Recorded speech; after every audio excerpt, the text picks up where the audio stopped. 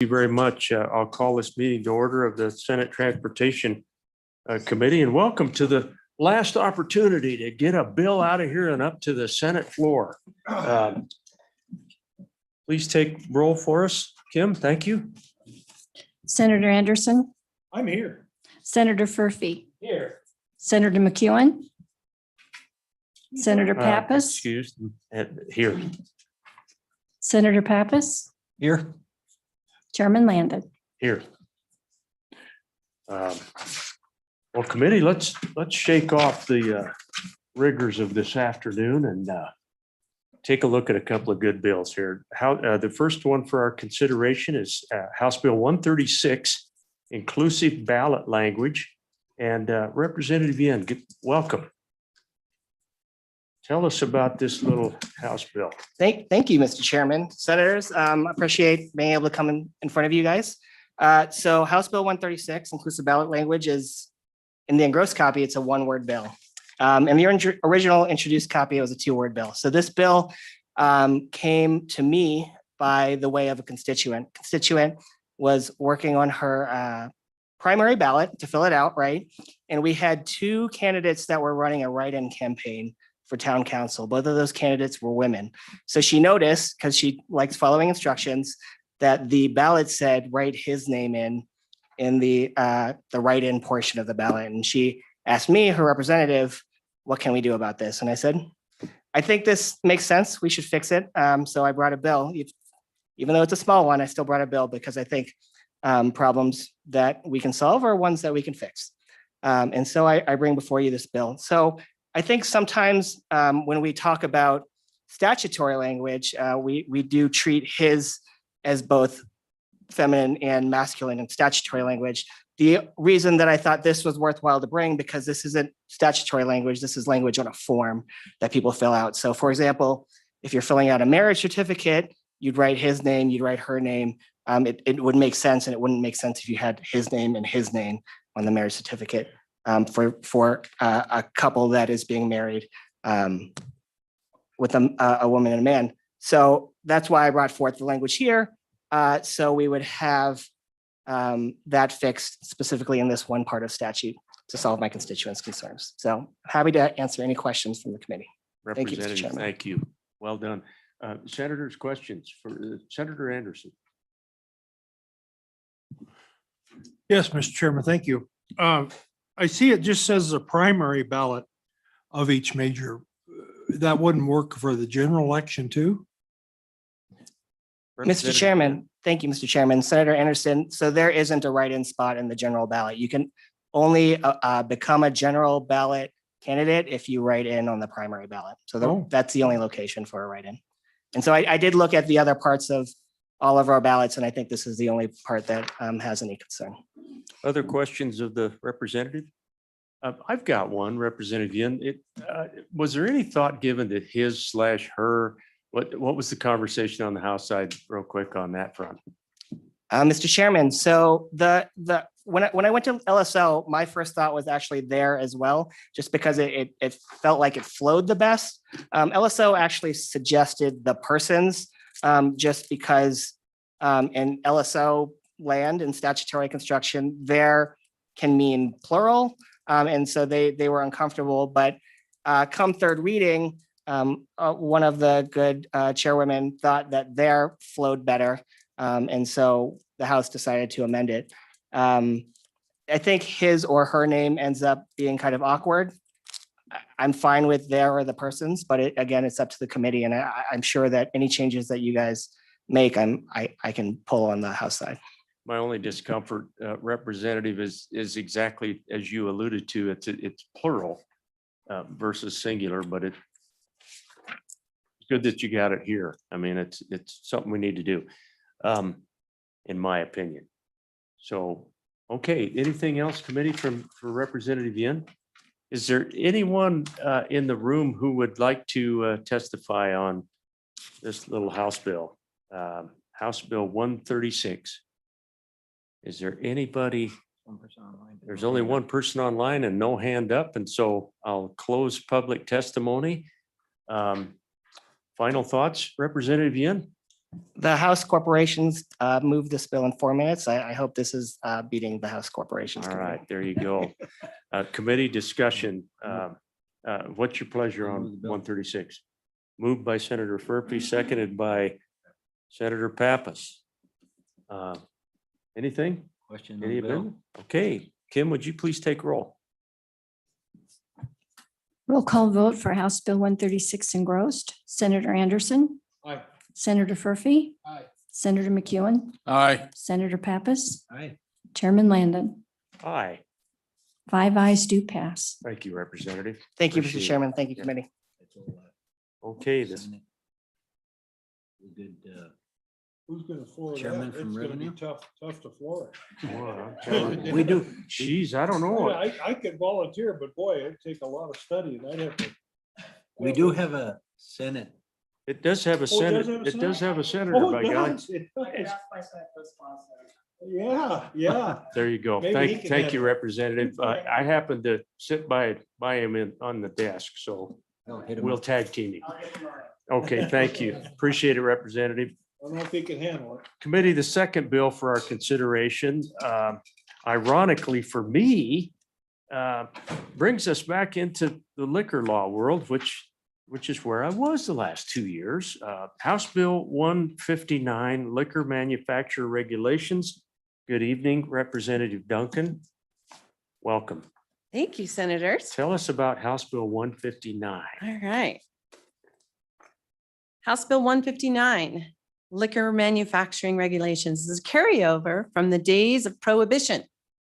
So looking back into history, Prohibition overnight with good intentions turned millions of law-abiding Americans into lawbreakers. There were so many lessons learned, yet some of these arguments are still being waged today between the haves and the have-nots, the moral, the immoral, the resident, the non-resident, the regulated and government versus liberty and non-government. I want to refresh all of our members here today of the committee that in every part of our US Constitution is about expanding personal liberties and freedoms, except when addressing those to the 16th Amendment, income tax, 18th Amendment, prohibition, and the 21st Amendment, the repeal. When prohibition was originally implemented, it was only after the US government no longer needed to rely on the income the manufacturers contributed to run the country. Once the US government passed the amendment for the income tax, that's when the prohibitionists were successful. The 21st Amendment repeal wasn't a complete repeal, but setting up a 3-tier system and having a partnership between the federal government and the states that we're familiar with today, while allowing the states to ultimately decide how dry or wet they wanted to be. This bill was heard during the interim, and the House engrossed version in front of you deals with satellites for our Wyoming manufacturers. The bill suggests allowing 2. The Committee of the Whole Amendment removed the DTC, the direct-to-consumer portions of the bill, allowing Wyoming consumers to order distillery products online. So quickly walking through the bill, we start on page 2, line 5, and we simply are doing nothing but changing one location to 2. Our beer and wine are allowed 3, so why not have a little bit of parity? We are changing to allow for 2 for distilleries. You may have heard from some, or you may have heard, and you may hear tonight, that some of the distillers are not in favor of expanding satellites or DTC, or that the issue wasn't studied. We have 9 distillers. 2 are ready to take advantage of this additional satellite. 1 is against it and suggests we haven't included the distillers and it's unnecessary. However, there are 6 that are neutral because they currently aren't in the position or they're not ready. This was one of the last priorities listed that was established by the Distillery Guild years ago. Please notice the handout that you have. And you'll notice on the second page, first page tells you a little bit about the whole industry and how many we have. And on the second page, if you look on the bottom, it shows you their priorities. And the number on their priorities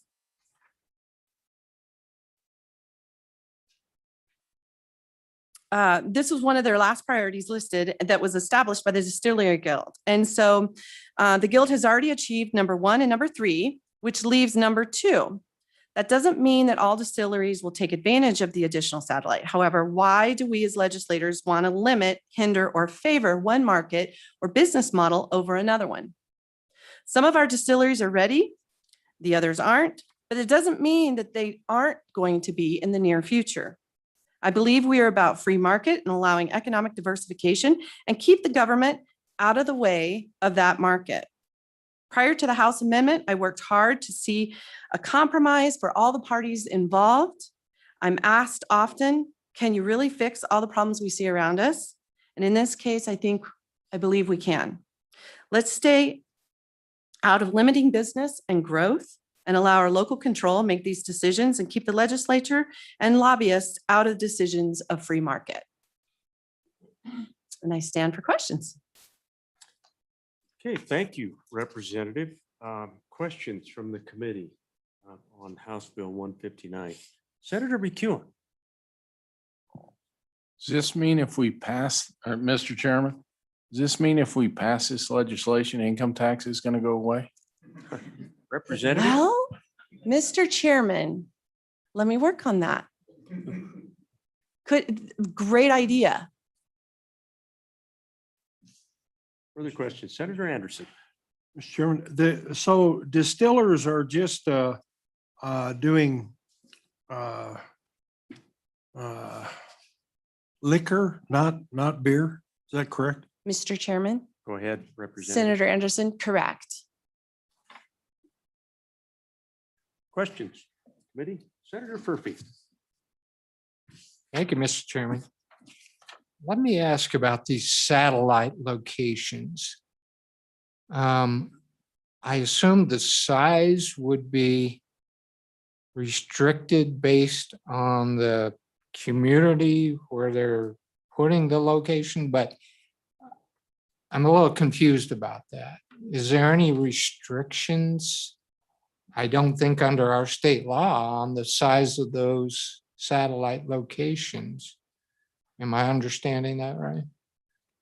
Mr. Chairman. Representative, the satellite locations, how big are they?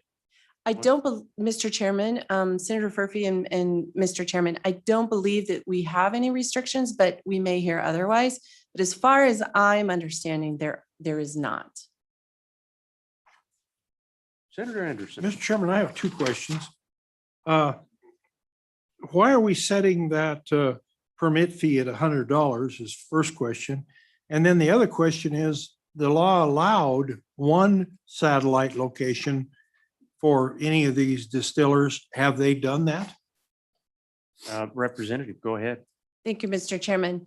Senator Anderson, as far as the fees concerned, you can do whatever you want with the fee. As far as I'm concerned, it's a free market and the legislature gets to decide. But having said that, it's the locals that actually grant some of these. And as far as, I'm sorry, as far as the others that have satellite locations, yes. You can have your manufacturing location and you're pretty limited. So Senator Anderson. Follow up. So, but the law before said you could have not more than one more location. And did any of them do that, or did they do it in their own area, or did they do it in another town? Mr. Chairman, I Representative? believe most everybody's within or pretty close to within their own area. So Representative, most of our distillers did choose to set up a satellite operation. I think that's what Senator Anderson is asking. I would have to get, Mr. Chairman, I would have to get back to find out exactly how many. But some of our testimonies might be able to tell you, but I'm not for certain. I know of two for sure. But I will have to get you, I can get that information to you before testimony is done. Okay, committee, go ahead, Senator Anderson. Mr. Chairman, if I owned a liquor license and I paid $200,000 for it or something, it seems to me like $100 is pretty cheap to put a competitor into my territory. Am I missing something here? Representative. Mr. Chairman, Representative, sorry, Senator Anderson. Um, Yes and no, because some of your liquor licenses, back in the day, they used to be really competitive and you used to, they were bidding wars and things. And from what I'm understanding, that's not the case anymore. They're pretty, especially since the pandemic and since the interim, what we discovered was that there was plenty to go around and it wasn't a bidding war anymore. There wasn't this $200,000 purchase price to buy the licenses, was my understanding. And maybe the chairman can correct me, but I believe that was the testimony we learned this summer. Representative, I think if I recall, there is still some competitiveness there. I don't know that it's rising up to the level that it used to. Correct. In my neck of the woods, it was not uncommon that $250,000 is what it would take to get into a liquor license, and maybe higher than that. And Senator Anderson can vouch for that. I can't vouch for other communities, but I think that's still a fairly competitive issue. But further questions of Representative Senator Pappas. Thank you, Mr. Chairman. Yes, I do have a question, and on page 2, it says that the local license authority may require a public hearing in addition to the payment. So I'm assuming that the local authority can deny this. Is that correct? Representative? Mr. Chairman, as far as I'm understanding, yes. You're And- still subject to local control. And Representative, we're talking about usually the city council, are we not? Yeah. Same, Mr. Chairman, same rules that would apply to a liquor license that as far as, being able to have your establishment. Some chose to do a tasting room, some choose to do a tasting room that involves their cocktails, but they more of a cocktail because they are several different types of liquor or distilled products. And rather than tasting just the raw product, have it a little bit more of a cocktail so that you can have a little bit more of the experience of tasting what that product is. So that's the debate with some outside of the distillers. And so, what does that satellite truly mean? And originally there were no sideboards on it.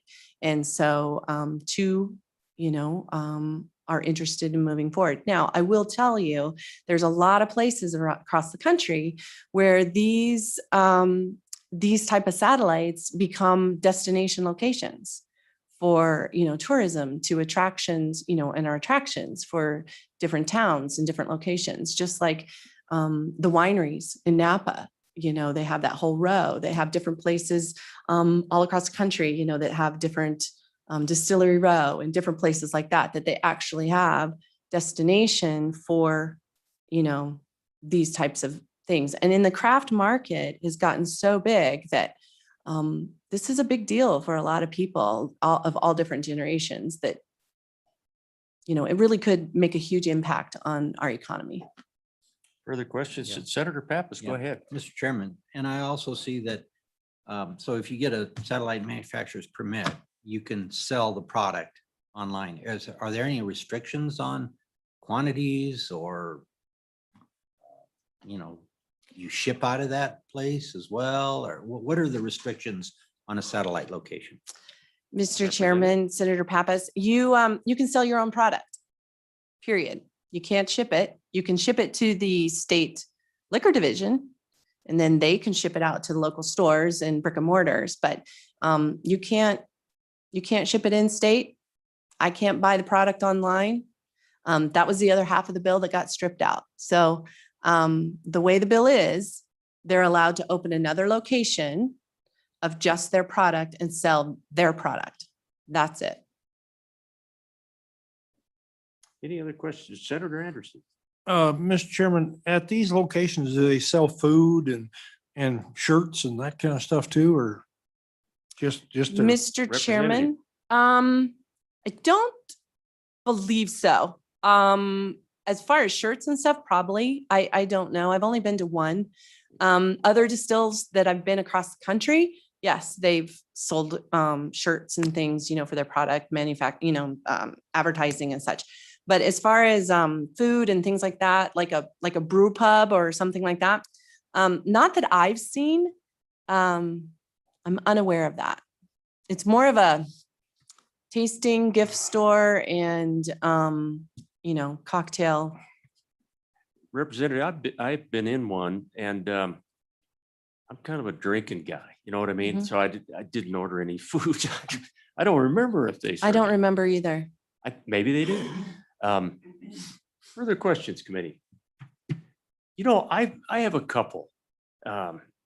This is an interesting bill, and so I just need to understand a little bit better. Was there a conversation, Representative, about geography on the House side? And by the way, Representative Western, good to see you tonight. We're going to get to you in a minute. So what about geographically, if I've got a distillery and I've opened my satellite, can I come down and open my second one in your community? Mr. Chairman? Yeah. Sure. Okay. Sure. This is my thought, and the House's thought, is that we shouldn't be limiting business models. Some want to stay within a community. Some might want to, in a different community. But the more you have of a made in Wyoming product, the more you're going to attract other people within the community, outside of the community. It's going to help everybody. When you have a new restaurant open, it doesn't take away from the restaurants necessarily that are already established. People at first will run over to that one and say, oh, is that, any good or not? But there's enough tastes, there's enough experience for everybody to, things settle down right afterwards, but there's enough room. And right now, especially where we're trying to economically diversify, we're trying to promote Wyoming, we're trying to get more economic stream and revenue. It's not up to us to tell different businesses how you should run this way and you should run this way and you should not be able to do this or that. That's up to the local community. So if my local doesn't want your business to come in, they have every right to sit there and say, well, I don't think this is a fit for us. Go ahead. Yeah. Senator Pappas wants to chime in here. To that point, then, Mr. Chairman, why did we originally only have the limitation of 1 going to 2? I mean, if that's the case, why have any limitation? Let them open as many as they want. Yeah. Mr. Representative, Chairman? you want to talk about the 3-tiered system and all of the work we did on corporations and all of that? No, Mr. Chairman, I don't. Yeah. Yeah, but Senator Pappas needs a tutorial. I do. So It's a long sordid history. And during the interim, you guys are at a disadvantage because in the interim, what we did in Title 12 is we literally filleted it open, and one of the lobbyists here was gracious enough to help walk through a lot of it, and the Department of Revenue and the Liquor Division. And basically they went through and got rid of all the archaic language, things and practices that aren't happening anymore. Then they took and they stripped out, because some of the things, the beer and the wine were together, and they stripped them out and put them separate. And then we have piecemealed distillery here, wine here, brewery here, manufacturer here, and all these different kinds of permits and all these. It was a very big lift. And they went through and streamlined it all. And so we still have some bits and pieces here and there that the distillers have been left out. 2 years ago, I brought a bill because we had a carve out for the breweries, and we had a carve out for the wineries. And we forgot about the distilleries. So we had to bring the distilleries back in. And so, we're finding as these businesses grow and develop and learn more of what their needs are, we're finding out that we've missed things in the statutes, or we need to, update. Now, all we're doing is we're not being greedy because the others have 3. So we're just asking for 2. We're just asking for a little bit of closer to parity.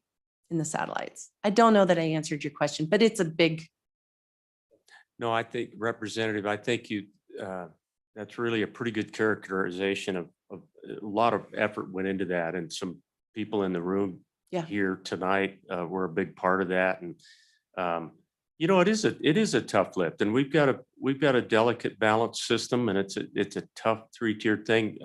Director Noble is back there, and I'm looking forward to him coming up and visiting with us a little bit. But I did want to. The second question really isn't a question. It ties in with what you were saying about visitation and tourism and opportunity and things like that. We bought a camper. I have no idea why, but me and my wife bought a camper about a month ago, actually. Yeah. It kicked into the local economy. And so we started looking at stuff because we're going RVing now. We have no idea how to RV, but we're going RVing. And nationwide, it is a huge deal that you can get on these excursion paths that take you to the next drinking source, either distilleries or wineries or whatever. I thought, is this a great country or what? Huh? Anyway. Mr. That's, Chairman, to follow up on that, there's a great, that got me down this path of looking at some of this and the opportunities is, we spend a lot of time in New Orleans, and one of the things they do in New Orleans is they have a drinking history of New Orleans, and you take a bicycle trip for 3 hours and you go from location You're to location navigating and via you, bicycle? yeah. By the end of the trip, you're in trouble, aren't you? Well, you're limited to your drinks because of the number of hours to make sure that you can still walk. But the thing is the reason behind I say this is because it's giving you the history of the community through the drink and why the drink was important and the different things and the history of the actual location that it was done. And so there's a lot of stuff that can happen through things like this. And so by, different families creating these distilleries, they've got, which you're going to hear testimony from, there's a great Wyoming history here, and their story. There's one in your 2 hometowns, and they've got a great story. And so, it's just about, for me, it's about a diversification, free market, let the market decide. Let's get us out of the way. Speaking of that, Representative, I'm going to let you back up a little. Oh, Senator Pappas has another question. Just one more question, sorry. The handout you gave us was from the Wyoming Distillers Guild. Yes, sir. So explain to me who they are, and hopefully they're here to testify. Representative, go Mr. ahead. Chairman and Senator Pappas, actually a later testimony will be able to give you more details. Okay, thank you. Committee, I don't mean to hurry the committee at all, but no, really. Okay. Representative, thank you. We'll let you back up, and we're going to get to some other folks.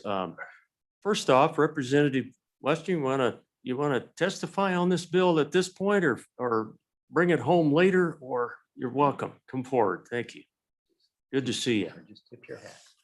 Mr. Chairman, good to see you. Yeah. Mr. Chairman, members of the committee, I think we have to really make sure the context of this bill. And that is that really alcohol laws in Wyoming, and quite frankly, across the country, if don't really make sense. They're kind of random, they're arbitrary. And if you brought someone in here who had no idea how these laws worked and tried to explain to them how everything works, they probably kind of cock their head and say, this doesn't make sense. And so this is all in the context of what can we do to engender a greater role in the market, in consumers, and being the guiding force behind some of these things. And so I think in regards to this specifically, and by the way, this is no shade whatsoever at the Department of Revenue. Mr. Noble, Mr. Montoya, they do a really good job with the hand that they're dealt. But this simple fact is that when it comes to whether it be the manufacturing, the distribution, transportation, consumption of alcohol in this country, the laws just don't really make sense and take kind of an arbitrary regulation heavy approach. And so this bill is just about parity, about saying, hey, if we're a distiller and we want to open up a second satellite, let's let the consumers decide if whether our liquor isn't that great or it's not well run, whatever those factors are. it's letting the consumers in those local communities have the final say and saying, you know what? We like this. Let's keep using it. Let's keep patronizing this establishment. You know what? This isn't for us. We don't like it for whatever reason. So I think that's really kind of what this bill gets to, is allowing some of these small businesses to put forth their product and really let the markets have the final say if they like it or not in a satellite location. So that's kind of really what the heart of the bill does. Obviously, as Senator Pappas alluded, the direct consumer component was totally taken out. So that's not even a factor. It's just simply just going for that second satellite location. Thank you, Mr. Chairman. Representative, thank you. Appreciate you being here tonight. Questions, Senator Anderson? Yes, Mr. Chairman. It was stated that this was mostly cities, but it could be a county too that decides to allow a satellite too, couldn't it? Certainly. Representative? I mean, I think from the perspective of what makes prudent business sense, obviously you want to put a location in the area where there's potential consumers and stuff. So obviously that's just going to, by nature, going to be a larger metro area, obviously, whether it be Casper, my hometown of Sheridan, or wherever. So Representative, I was just thinking about this geographic issue that we visited about. If I had a distillery in my hometown and wanted to go down to Douglas and open one, I would assume that I'd have to get permission from the local entity down there. So it's not like you're just walking in and setting up shop, right? You got to have some permission. Mr. Chairman, that's absolutely right. And I welcome, for my hometown of Sheridan, I welcome any and everybody to come in and try to conduct lawful business. And again, let the locals, let that local market decide if it's a valuable service or product and if they're here to stay or not. Committee, questions for Representative? Mr. Chairman, Senator, go is ahead. that $100? Do you think that's a correct number for permitting this? Representative, what was the conversation on the other side regarding $100? Mr. Chairman, if I recall correctly, I don't believe that there was actually a ton of debate around that specific figure, but it certainly, I think, is a fair one. But I think it's obviously the bill is in the committee's hands, and obviously that's going to be something that's up for discussion. So I believe Representative Senator Pappas is indicating that I believe is current statute. So we're not changing that, but appreciate you being here tonight, Representative. Thank you. thank you, Mr. Chairman. Okay. I want to go to Director Noble. It's good to see you. Director.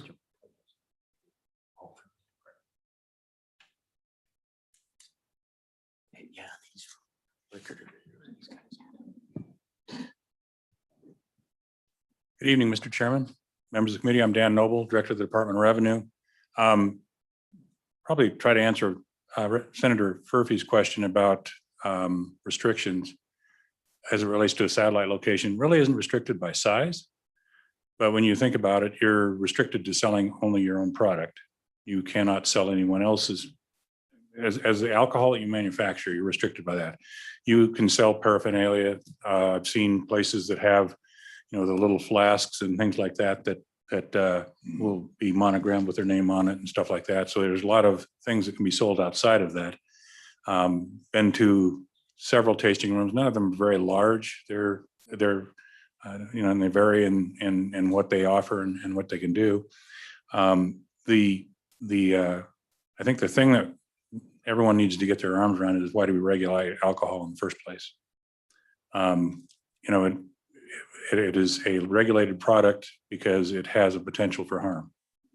Why don't we sell it to anyone? We don't sell it to minors because it has a potential for harm. Why do we regulate where it's sold, as far as schools, next to a school or a church or whatever? Public policy, but it is also an issue of regulating the number of outlets where you can find this product. Now, granted, that's evolving over time, and it's certainly the legislature's prerogative to determine, how we choose to regulate the product. The federal government stepped in a way and just basically said that there's going to be a 3-tiered system associated with the distribution of this product, and that I think was to deal with the term tied houses. And then tied houses is a term that actually comes from England. Director, can I back you up just a second? And just to help the committee and to help me remember as well, Sure. can you tell us about three-tiered? What does that mean? You're separating the person that actually manufactures a product from the retailer and bypassing a distribution network. In the state of Wyoming, we chose to become that middle tier of the three-tier system. Manufacturer, we're the distributor, we distribute to the retailer, and then it's sold to the consumer from there. Thank you in- for that. Yeah, Yeah. in Great Britain, prior to Prohibition, they had what they referred to as tied houses. The pub or liquor establishment was tied to a specific manufacturer. They sold only their products, and that was one of the things that they were concerned about, was because it became kind of a monopolistic type operation. And so when Prohibition ended, they wanted to create some separation between the manufacturer and the retailer to avoid that sort of thing. I mean, there's countless examples of it around the country. You look at a fast food restaurant, they typically offer one type of soft drink. That's a tied house issue. It goes directly from manufacturer to retailer. No middleman, none of that. And I can't really speak to why it was considered a danger, but it has been memorialized in federal law. The other issue was they turned it over to the states and says, you regulate this. And there are still places in this country where you can't buy alcohol. Lynchburg, Tennessee, where Jack Daniels is made, it's in a dry county. One of the- Surprisingly, not all that dry in certain One areas. of the great ironies of this whole deal. It is, Go ahead, it yeah. is. There are places in open states. Texas is considered an open state, but there are counties in Texas that are dry. Yeah. So there are, and we have variances within our own state as it relates to how municipalities handle product. You can't go to a grocery store in Cheyenne, Wyoming, and find liquor right next to it, with one exception. That just happened. And that's, I worked in Riverton, and the liquor store was right next to the grocery store, and yet it even had a common entrance between the two. So depending on the place you're at, we choose to regulate things in many different ways. And one of the things that you have to get down to is why do we regulate it at all? And I think that's probably because it has a potential for harm. The CDC says that over 95,000 people a year die from alcohol-related issues. And I think that's probably why you see the states taking the type of regulatory stances they have. We're not selling Twinkies. We're selling a product that can cause people harm. And that's why I do what I do, why Nicole Novotny Smith, the administrator, does what she does, and Mr. Montoya on the regulatory side of it. Is it something that is opening up? Certainly. There is an evolution of what's going on in this country as it relates to alcohol and other controlled substances, marijuana being one of them. But it is something that it's amazing that every state has taken a different tact, but every single state regulates in some way, shape, or form the sale of alcohol in this country. The most classic example is you don't sell it to minors. The state to our south of us, on a per capita basis, they have roughly the same number of outlets for selling alcohol as we do in this state. And we have a population formula. So it's really kind of surprising that, when you get down to it, there are some similarities to what people do, even if they're considered to be an open state. One of the things that I think it's important to understand about this bill, it's really adding a satellite location. We already have a potential violation of federal law because, as you mentioned, it's not treating everybody the same. In-state distillers and wineries are offered satellite locations, and we don't offer it to people that are coming in from outside the state. Will that ever become a problem in Wyoming? I doubt it, very seriously. We're not going to be the poster child for the next Granholm case associated with interfering with commerce. But it is something to think about as it relates to the fact that we already have the snoots under the tent a little bit already as it relates to those types of issues. I think, from a public policy standpoint, I think I don't see the issue with it because quite frankly, we already do it for wineries. There will be others that will probably testify as to why they think it's either a good or a bad idea. And I certainly understand that.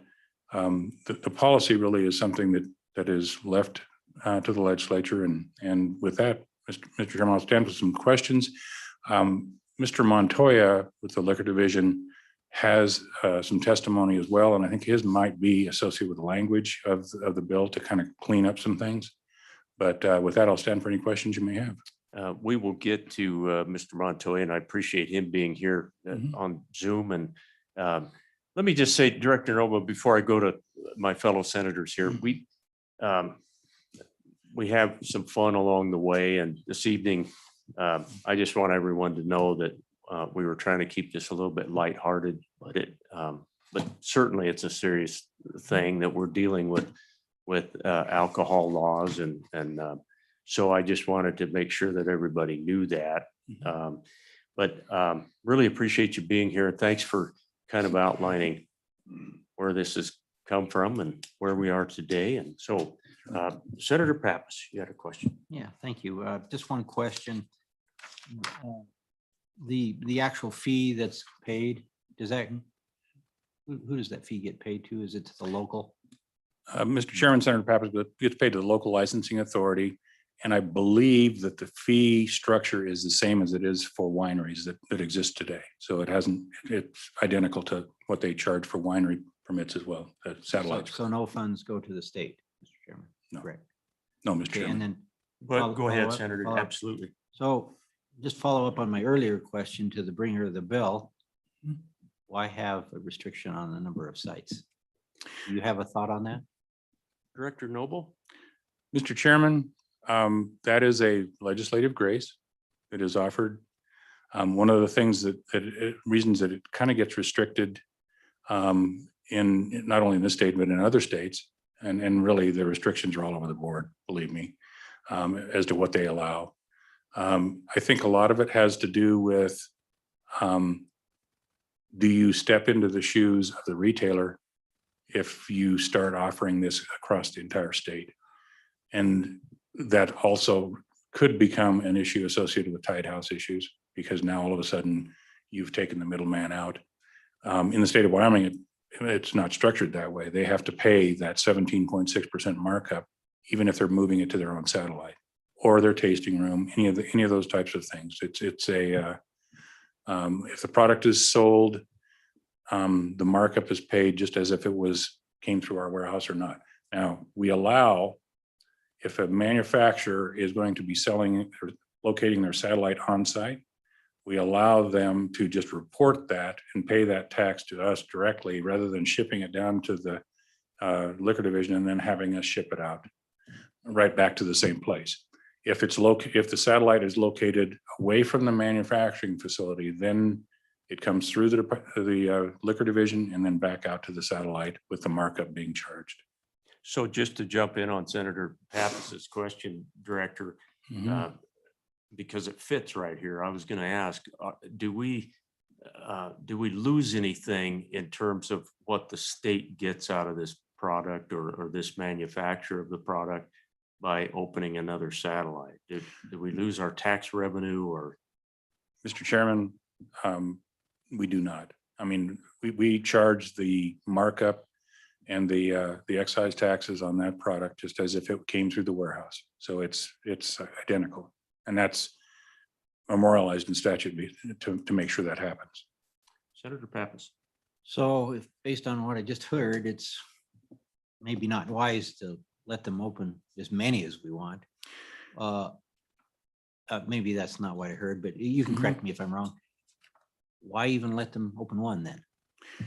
Why have any satellites? Mr. Chairman, Director Noble. Senator Pappas, it's interesting. I've been on you referred to the Bourbon Trail where you can, go throughout Kentucky and find all sorts of different places to sample product. Virtually every one of those places has a place where you can at least sample their products and buy some of their paraphernalia and things like that. And some states actually allow you to buy like a limited amount at the distillery. And I think that's probably pretty much what you see in Kentucky. But the fact is, it's all across the board, across the country. And the thing that has probably gotten people in more trouble than anything is to restrict it to only your local distillers. In other words, excluding the out-of-state folks from that same process. It's not going to be an issue in Wyoming. I really don't think it will be, but it is something to be aware of, that the Granholm case basically said you're now treating out-of-state wineries different than you are in-state wineries, and that is a violation of the Commerce Clause, and also some of the issues that were raised during Prohibition too. So I think it's something that just need to be aware of. I'm not saying that you can't choose a number bigger than two. That's entirely up to the legislature. It is your policy to recognize, but also recognize the more that you offer, there are competing interests for not only for commerce, but I mean, there's 1,285 outlets in this state that already sell these people's product. And you've got to think about that as well. You know, am I going to sell your product if you're competing right across the street from me? That's something to be considered as well. Questions, committee? Senator Anderson. Mr. Chairman, the moonshiners always had trouble getting their little sticker that they could put on the bottle. How do these manufacturers get that sticker? Do you issue stickers to them and they stick it on there? Because it's not going through the warehouse for you to stick it on. Mr. Chairman, So Director Noble. Mr. Chairman, Senator Anderson, we have not put stickers on bottles for a lot of years. It used to be, you'd see the tape over the top of it, and that hasn't happened in years. We just basically say it's illegal to not run it through the warehouse. And that's really how we monitor that. We surprisingly, the stickers haven't been used for years. Senator Anderson, follow Mr. up. Chairman, but they're not running it through the warehouse. They're distributing it right out of their manufacturing plant. Mr. Chairman, they're required to be licensed by the state of Wyoming in order to be able to distribute that product and to manufacture it in the first place. We actually license distillers in the state of Wyoming, and they're required to license with us. Now, if somebody produces it illegally, there's probably, unless we find out about it, there's nothing we can do about it. And Director, I'll be done. you know, I purchase as much Wyoming product as I can. You know, I'm not a hard liquor guy very much, but I do that at the liquor store. Because I think, at least in my experience, the couple times I've been there, you can get a drink, but you can't buy the product. But I'm not sure. Can you clarify that for me? Mr. Chairman, At a satellite, can I buy a bottle of something? Mr. Chairman, at a satellite, you can buy Okay. product at retail. Okay, You don't have to just have a cocktail or a tasting. Now, the tasting rooms, there are limitations on how much can be served at a tasting room and things like that. But at a satellite, it is basically a retail operation strictly for the manufactured product that you have. You cannot sell other people's distilled spirits. got you. No. Thank you. Committee, anything else for the director? Thank you. Thank you, Mr. Chairman. Really Members. appreciate it, Director Noble. Thanks for being here. I want to go to Mr. Montoya. If Danielle, if you could bring him on board, and Mr. Montoya, if you could turn on your video for us tonight. We'd love to hear from you on this bill. Good evening, Director. Thank you, Mr. Chairman. Tom Montoya, I'm the Chief of Enforcement for the Department of Revenue Liquor Division. And with me tonight is our Administrator, Nicole Novotny Smith. Really, I just had a couple of technical things that I wanted to bring up. I did want to answer a couple of questions, though. Mr. Chairman, with your permission. It was asked how many manufacturers are out there.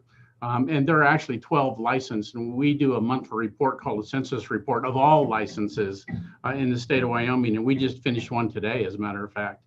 And there are 12 manufacturers. A manufacturer can either be a distiller or a rectifier. The majority of them are distillers, but they have the ability to also be a rectifier should they want to. And of those 12, 10 of them have satellites.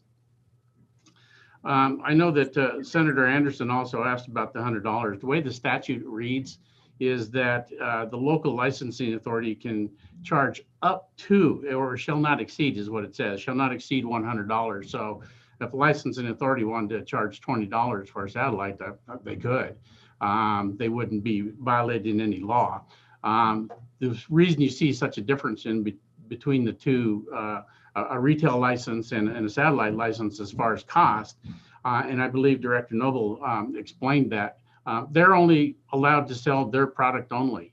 So, whatever they manufacture, if they have 3 products, that's all that they can offer at that satellite, where a full retail license can literally sell tens of thousands of different products, and it can be spirits, wines, and malt beverages. And there also is no restriction at a satellite. If they want to serve food, they can. I know one of the satellites that I visited, they have built a large facility in eastern Wyoming, and that is their plans. I don't think they've gotten there yet. I think the COVID situation actually set them back a little bit, but that is their plans. They have a huge dining room and an area for a big kitchen that they're planning on putting in. But Mr. Chairman, really what I want to talk about is House Bill 159. It's just not quite ready for prime time as far as what needs to be in it. It allows for the 2 satellite locations, but it leaves some things out. And I didn't write anything up because actually the LSO and Representative Duncan already did it. When she had House Bill 216 drafted, which it didn't go anywhere. The House did not consider it, but it was written for 2 satellites and it was written properly by the LSO. A quick example on that, Mr. Chairman, on page 2 of 159, right after that $100 on line 17, it should say per satellite location, and that's how it was written in House Bill 216, and that's correct. But it goes further than that. In statute 122303, that there's a very small correction from a the to an a. And what that does is it allows the transfer of product from the manufacturer to the satellite. You want to be able to allow for both satellites should this bill pass. And the language for the is just for one satellite. Minor thing. But then, as you know, Director Noble was talking about the Tide House statutes, and this is the one that's probably the most critical one, 125401. That really grants the exception to Wyoming's Tide House laws. Satellites, the best way to think of them is a mini retailer, okay? And Wyoming statute 125401 prohibits industry representatives from selling at retail. An industry representative in Title 12 law is any kind of a manufacturer. So that's a distiller or a rectifier, a winery, a brewer, a wholesaler, an importer, a broker, any of those, okay, are considered industry representatives, and they're prohibited from selling at retail. So what the legislature did a number of years ago is for wineries and microbreweries and manufacturers, they allowed that exception to the Tide House laws. And our Tide House laws and current law says one manufacturer satellite is permitted. We need to bump that to 2 for this. They did that in House Bill 216, but it wasn't done in 159. So like I said, the corrections have already been written for that. LSO could just cut and paste to fix it. So, Director Montoya, thank you. I was scribbling quickly to try to stay up with you. Tonight, that will be a little bit of a challenge. We don't have 216 in front of us. But I think I probably speak for the committee. We would want to get that right. And so are you able from where you sit tonight to walk us through and fix this or? Oh, sure. Yeah, Mr. Chairman, absolutely. So Mr. Montoya, I had a question. You used the term of the 12 licenses, we have distillers and you used another term. What is that? Rectifiers, Mr. Chairman. And a rectifier, what they can do is they can order bulk product, and it's usually going to be a high proof vodka type product. Okay, and what they'll do is they'll order it in these huge 500 or 1,000 gallon containers. And what they'll do is first of all, they'll reproof it. And proofing it is just simply adding water because it may come in at a 140 proof and they'll add water to get it to say 80 proof. But then they can add flavorings, and they can make a different product. So if they had if you add a bunch of lemon peels and let it set for several months, you end up with a limoncello. It was actually out of Sheridan, the Koltiskas first started with an old family recipe dating back to Czechoslovakia. And they just added a bunch of herbs and spices to a high proof neutral grain spirit, basically. They proof it and let it set for a while. And this was some Christmas tradition they had, but that's what a rectifier does. Since then the Koltiskas have become distillers and they do both. So, and you can do both with this as well. So really it's just adding flavors and spices to make a different type of liqueur. So Mr. Montoya, thank you. I believe I probably was the only one in the room that didn't remember or know what a rectifier was, but committee, any questions of Mr. Montoya? Any questions? Mr. Montoya, if you are able, we'd love to have you stick around because when we work this bill, I would certainly like to work in the proper language if we could. Mr. Chairman, I'd be happy to. Thank you very much for that. Okay, I want to go to public comment. And so those in the room who would like to comment on House Bill 159, please come forward.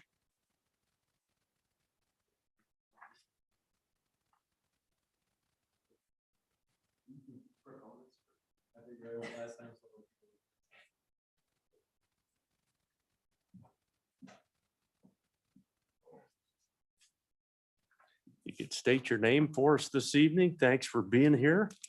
Thank you, Mr. Chairman, members of the committee. My name is Brad Mead. I am one of the founders and I am the CEO of Wyoming Whiskey, and I'm here to speak in favor of House Bill 159. Having listened to Mr. Montoya, I think that I'll confess, what he talked about makes some sense to me to get it cleaned up language wise. We were involved in trying to get House Bill 216 in, and I just assumed that this was the same. So my apologies if we haven't tracked on that, but Mr. Montoya's help would be great. Wyoming Whiskey has distillery license number 1 in this state. We started this company in 2006. We bottled our first whiskey in 2012. And now it takes a long time. And I think every distiller who speaks to you will talk about some of the challenges involved. You have to get federal permits. It has to be licensed. There are bonded premises you have to identify, and God forbid you try to take whiskey out of there and sell it somewhere without paying tax to the federal government. We started Wyoming Whiskey in Kirby, Wyoming, because that's where we had a cattle ranch. We still run cattle there, and we wanted to diversify. It also, the Bighorn Basin is a place where they have phenomenal water in the Manderson Formation underground, and they have all of the grain necessary to make bourbon or other kinds of whiskey. When we started in Kirby, there were 56 people there. There are 92 now. We're the only business in town. This coming year, I'm not going to repeat all the numbers. This coming year, we're going to pay about $44,000 to Hot Springs County in property tax. Last year we paid close to $18,000 in sales tax. I don't know what it'll be this year, but the business is growing. When we started in Kirby, I think we were making around 400 barrels a year. This year we'll make 1,800 barrels. We have 6 warehouses. They each hold 2,000 barrels. We're going to build about 1 additional warehouse per year for the next 10 years. We're distributed in all 50 states. The reason we want a second satellite license now is because we're growing and we want to continue to grow and we'd like to get bigger. When we sell a bottle of whiskey out of a satellite location to a tourist who takes it back to Michigan, it doesn't just help that satellite location. It helps the people who build our warehouses. It helps the farmers who grow our grain. It helps the people who bottle our whiskey. And it helps the 12, now 13 full-time employees we have at the distillery who make the whiskey. This for us is an opportunity to have a Wyoming branded, Wyoming made product, value-added product, distributed around the country as a branding opportunity. We tell the story of Wyoming with every bottle we sell. Every year we do a special release. This year it's going to be Thunder Basin. Last year it was Hole in the Wall. The year before that it was Statesman. The year before that it was Steamboat. So we try to tell a little bit of a story about Wyoming with every bottle we sell. We think that helps all of the distillers in this state in the long run. We think that giving local communities the opportunity to decide if a satellite location makes sense in their community is the best way to do it. The fact that there's some difference of opinion amongst the distillers, and let me say right up front, I don't represent the Distillers Guild. Nobody in this room, as far as I know, represents the Distillers Guild. But the fact that some distilleries are small enough that this is not of interest to them and others are interested seems to me to indicate that the best way to approach the different opinions is to have local communities who know what's going on the ground, make a decision about whether or not it makes sense. I would like to follow up a little bit on 1 versus 2 versus 50 versus whatever number of satellite locations. When we first got involved in this and knew that we were going to have some whiskey coming out in 2012, we worked with my friend Mike Mosier and the Wyoming State Liquor Association, and Brent Kuntz at the time was our lobbyist, and I'm pleased to have his daughter with me here today. So it's kind of a full circle thing for us. When we started, there was an agreement to 1 because quite honestly, I had no idea this was going to happen to us, that we were going to grow as we have grown today. The reason we're only asking for 2 now instead of more is because I think Mr. Mosier's hair would get on fire if we asked for more. So truthfully. This to me is about diversification. It's about the free market. It's about local control, and it's about revenue. We're not going to solve the state's budget issues. The distillers won't, but small businesses everywhere, I think, need to add or try to add to the revenue picture in the state. Let me say one other thing about this geographical limitation idea. I don't know of another instance where the legislature weighs in and says, if you start a car dealership, Jim Kaszewski in Lander, you're stuck there. We do not want you to be able to go anywhere else. I don't think the legislature, with all due respect, is in a position to model our business in terms of what we need or where we ought to go. And it's a business decision, and Director Noble's right. I have to decide if I want to go to a community, if I want to compete with the people who are my customers there. And we recognize that. That does not seem to me to be an appropriate decision for the legislature. That's a business person's decision about where you want to compete, who you want to compete with. So with that, I know you've had a long day, and I'm not going to repeat a lot of the material we handed out about the financial impact or help we can provide, such as it is. So I'm happy to stand for any questions. Mr. Mead, thank you for being here tonight. Appreciate it. It's been a long day for you too. Senators, question, Senator Furphy. Thank you, Mr. Chairman. Mr. Mead, is Wyoming restricting you from being as competitive as you want, or are regulations hindering you at all? Thank you. Mr. Chairman, Senator Furphy, I guess it depends on how you look at the fact that we are limited to 1, but Yes, we're in all 50 states now. We're in Mexico. We're in Canada. I think we're in Puerto Rico or will be soon. And this is less about being competitive in the state because we're great partners with the liquor division. We sold almost $1 million worth of whiskey through that entity last year and they marked it up 17.6%. This isn't so much about the state as it is an opportunity, Senator, to have the tourists who come here take a little piece of Wyoming home with them. If it's not, and if it's not a cowboy hat or a pair of boots or whatever, this is something they can take home. And its impact nationwide is honestly, and the branding building opportunity honestly is what is of most interest to us. So that's a rambling semi-answer. It's the best I can do. Follow up, Senator Furphy? Thank you, Mr. Chairman. Well, I want to just make sure we're doing everything we can to help you. I like your product personally, and I think you're doing a great job marketing. And I'm just saying, I want to make sure our state's not hindering you at all. That's all I was getting at. Thank you. Thank you, Mr. Mead. So Senator Anderson, did you have? Yes, I have a couple questions. Do you market that all throughout your area as Wyoming whiskey, or do you have different names that you use in Puerto Rico and other places? And the other thing is, you said you're the only business in Kirby. Isn't there a bar or restaurant there too that I did a tour, we did a tour, the Rotary Club did a motorcycle tour of distilleries in Wyoming a few years ago, and we ended up in Kirby and stopped at that place after your tour. Mr. Chairman, Mead, comments to the good senator?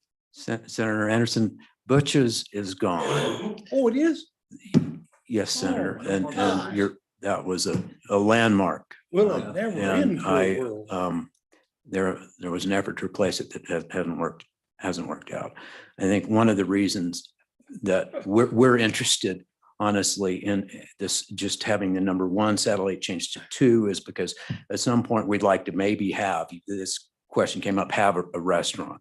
I hope I'm dead and gone by the time they decide to start serving food, but maybe that'll happen at some point. And Senator, Mr. Chairman, Senator Anderson, I answered one question about the other business, and I did not answer your. Can you remind the other? Do you market it as Wyoming whiskey in all locations? Mr. Chairman Go and ahead. Senator Anderson, yes. Oh, good. So it says Wyoming whiskey on the bottle. We have a product called Outrider, but it all has WW and it says Wyoming whiskey on the bottle. Oh, good. Mr. Chairman. Thank you, Mr. Mead. Other questions, senators? Anything? Thank you very much. you, Appreciate Mr. you being Chairman. here tonight. Who else would like to come forward? Mr. Moser. Thanks for being with us tonight. Good to see you again. My golly. I've been wandering around over on the highways and haven't run into you over there. Well, Mr. Chairman, Mike Mosier, Wyoming State Liquor Association. I do have to admit, this is the first time I've had a liquor bill in transportation. It's kind of an odd combination. Sounds like it should be illegal. As I mentioned, Mike Mosier, Wyoming State Liquor Association. It pains me to say we oppose this bill. We've opposed the 2 satellite concept since 2012. I mean, I appreciate the good intentions of the good bill sponsor. Mr. Mead and I go way back before 2012. Wonderful operation, and working with Mr. Coons and passing that legislation in 2012, Senate File 45, to enable distilleries to exist. That's when we developed the single satellite. That was part of the grand agreement to allow distilleries to exist, because it's usually 1 satellite because you've got it at your distillery. You don't have it 150 miles away. But how we got there with satellites is because I screwed up. Back in the late 90s is the first manufacturing law we wrote. It was wineries. And we decided there was a little winery in Cheyenne that wanted it, that we drafted it for. And he was a wonderful guy. And he said, well, I want to do like little gift shops, with tasting, like you see in Napa Valley or Bourbon Trail. But we didn't define that. We just said satellite because that's what we assumed it would be. Well, by defining it so loosely, essentially their bar is serving their own product. So they go a lot further than the states, a lot of the states we're talking about that actually just have tasting rooms. If you go to some of these satellites, it looks like you just walked into a bar. And I'm fine with that because we didn't tighten up satellites, but that's why we oppose multiple satellites. However, I do have a proposal that I think fits in between. So the definition of a satellite versus a tasting room is different. Satellites, like I said, they can mimic bars.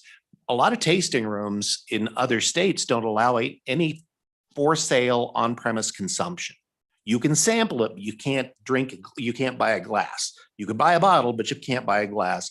And like I said, those of you who've been on Bourbon Trail, et cetera, you can't go to the Jack Daniel's distillery or Maker's Mark distillery and sit down and have 4 or 5 cocktails. You taste it, you buy a bottle, and you get your tail out. And Mr. Chairman, Mr. Noble did a wonderful job. I'm not going to bore you with the 3-tiered system or tied house laws. But one thing you mentioned that I do want to hit on is part of the concern is when distilleries, I mean, I represent retailers, but we also have distilleries that are members. When distilleries start being competition for retailers, retailers don't think real highly about that. And so a lot of times that causes difficulties in the marketplace. Also remember with the satellite, those employees, it may look like a bar, but those employees are actually manufacturing NAICS codes. Those aren't hospitality NAICS codes. Those people are working in a factory. Even though they may be serving drinks and stuff, they're employees of a manufacturing facility, and that's the NAICS code they fit in. If you want tasting rooms, there's over 1,300 retailers in Wyoming. We work pretty good for tasting rooms because we already have brick and mortar and we'll do it for free. You want to bring your product in, you just pour it like crazy. One thing Mr. Noble mentioned, and I want to hit on this, is he mentioned the Granholm versus Heald Supreme Court ruling. It was in 2005, dealt with the Dormant Commerce Clause, interstate fairness. One of our concerns with the extra satellite is Granholm versus Heald as retailers. The problem is if you push, and Mr. Noble mentioned, not too many people are interested in it, but they would be in certain towns. There's a town in northwestern Wyoming where if an out-of-state distillery can get a free satellite in it, would jump at the chance. I won't mention the town by name, but you know which one I'm talking about. And that can happen in other areas too. If you allow multiple satellites, there is the chance of a court challenge to say, what the case basically said is you have to treat in-state people like out-of-state people and vice versa. And so that is one of the concerns of that. The $100 came up. Why just $100? The reason I think we put it at $100 is because it's an extension of the distillery. Our picture was it would be attached to the distillery or close to it. So it was an extension of a manufacturing facility, not a standalone bar. If this bill does pass, I would strongly suggest raising it because essentially you're giving a free bar in a place like, if I can name by name, Jackson, where liquor licenses are still quite expensive. So I think if this does go down the road further, that needs addressed. Most distilleries oppose this bill, or more distilleries oppose this bill than support this bill. And I think you'll hear from Mr. Lesher that they do. The rest are neutral. There's several that do.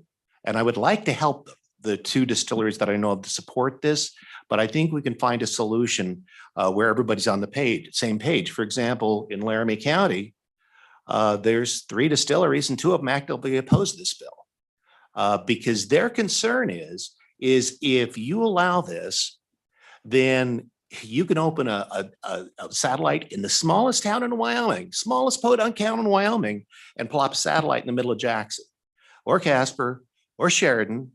And so to me, being a business guy, you can pretty much kiss goodbye the idea of any distilleries in your town. They're going to be in the cheapest place that you can build and have property tax in Wyoming, and they'll plant a satellite at their distillery for visitation, and they'll plant a satellite in another big town. And so you're going to end up with the distillery row in a place like Jackson with no distilleries. Well, there's 1 distillery now. And so that's part of the concern on behalf of distilleries. And Mr. Lesher will get into more details. To clarify, there is a distillery guild. They're wonderful people and they are neutral on this bill. They do not support this bill. Why oppose? The other is, as I mentioned, this bill creates winners and losers. There's some distilleries that like it, some that don't. I don't do bills like that. I can't support bills that makes losers. I've been doing this for a lot of years, and I've never supported a bill that would hurt a business over favoritism for another type of business. What it means is the big guy can come in and roll other little businesses to get what they want at their expense. I don't like legislation that has that winners and losers picking, choosing. The solution, Mr. Chairman and members of the committee, is discussion. You might remember today on committee of the whole, you voted on a bill, House Bill 156, a little winery bill. We met 2 months ahead of time. I met with the winery people. We wrote a bill. Mr. Montoya, the liquor division, helped write it. And it passed the House 60-0. When you all get on the same page, I don't like having to solve discussions in front of committees. I like having stuff solved by then. And this is not solved. There is still some people that oppose it, as you'll hear. And we want to meet with the guild, not individual distilleries. Want to meet with our association, with the guild. I think the answer is the geographical limitation came up. That can be discussed. But I think the big thing is if you add something, it needs to be a tasting room and not another full satellite. Because that way you're not competing retail to retail. You're a tasting room just like Bourbon Trail. And I think we can find it. I've never found a time we couldn't find a compromise on something like that. We ran 3 successful bills in 2019 to help distilleries that was supported by the distilleries and supported by us. It can be done and we will do it. Unfortunately, this bill is not ready for prime time because it hasn't been hashed out with the Distilleries Guild and it hasn't been hashed out with my people. As Mr. Montoya mentioned, and I hate doing this, Mr. Chairman, because you know I oppose this bill, but I have a copy of House Bill 216 and I'll share it with the committee because I'd rather see the bill die. But if you want House Bill 216 to see the language that's missing out of 159, there is a significant portion of language that's missing. I spotted it a couple days ago when the engrossed version appeared out of 159. I think partially because 159 was basically a draft corporations bill, and it may not have been vetted to the extent that actual legislation was. And so 216 is actually the way 159 should look. So I can give that to the committee if that would be of any assistance. But my suggestion is let us go back to the drawing board. You know me, I'll work with Mr. Mead. I'll work with whoever else is in the guild. We'll work with our group. We'll find a solution. Unfortunately, I don't think this is the solution. And I'd appreciate the chance to give you a solution by next session. And with that, Mr. Chairman, I will give you 216 if you would like.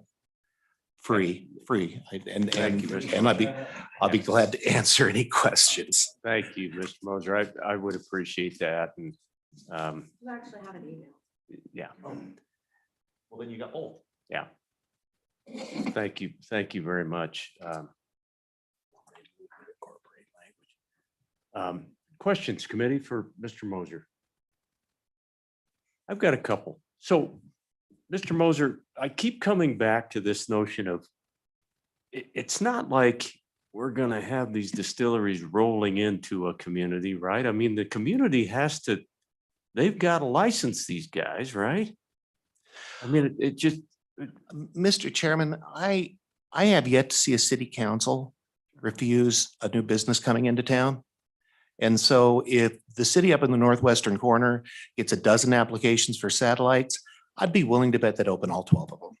Really? Yeah. Even with all the bars that come and say, no, don't open that across the street from me, or Mr. Chairman, we don't always get the loving we deserve. And if they get an opportunity to drive some tourism by having satellites from all over the state. well, we love you. I mean, honestly. And Mr. Chairman, that's very important to us. Well, thank you. I appreciate you being here, Mr. Moser, and committee. If there's nothing else, we'll let Mr. Moser back up and stick around, hopefully, in case we've got questions. And we'll go to further testimony. Thank you, Mr. Chairman. Mike. Thanks, members. Appreciate it. Further testimony, please come forward. Absolutely.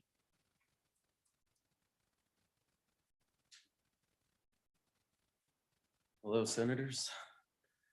Thanks I was for being gonna- here. If you let us know your name and. Thank you very much, sir. My name's Chase Lesher. I'm with Chronicles Distilling here in Cheyenne, Wyoming. I was gonna go ahead and speak to you off the cuff, but there's been a lot of things brought up and I figured I'd address a couple of them. So I wrote some notes to keep me on track, if you don't mind. Terrific. No problem. Uh, Thanks for being here. Thank you, We sir. appreciate it. So I'm a transplant. I moved here about 4.5 years ago. Originally, my brother and I are from Nebraska. My brother's lived here for about 13, 14 years.